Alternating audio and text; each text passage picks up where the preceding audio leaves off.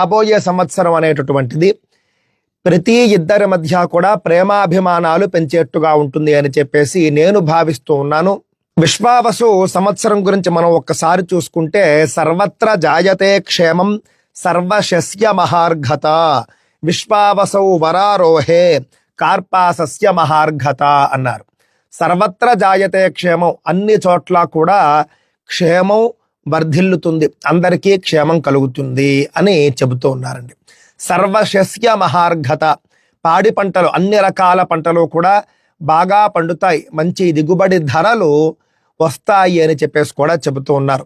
ఆ తర్వాత కార్పాసస్య మహార్ఘత అన్నారు. ముఖ్యంగా ప్రతి కాటన్ పంటలు ఏవైతే ఉంటాయో కాటన్ మిల్లులు, కాటన్ వ్యాపారస్తులు వాళ్లకు మంచి లాభాలు ఉంటాయి ఈ సంవత్సరం. సాధారణంగా మొత్తం మీద చూస్తే మాత్రం విశ్వావసునామ సంవత్సరం క్షేమకరము శుభకరము అని అర్థమవుతూ ఉన్నది. అందువల్ల రాబోయే సంవత్సరంలో ఏదో అయిపోతుంది, ఏవో గ్రహాల కూటములు, ఏవో గ్రహణాలు, ఏదో రాశి వాళ్ళకి ఏదో అయిపోతుంది, ఈ భయాలు అనవసరం అండి.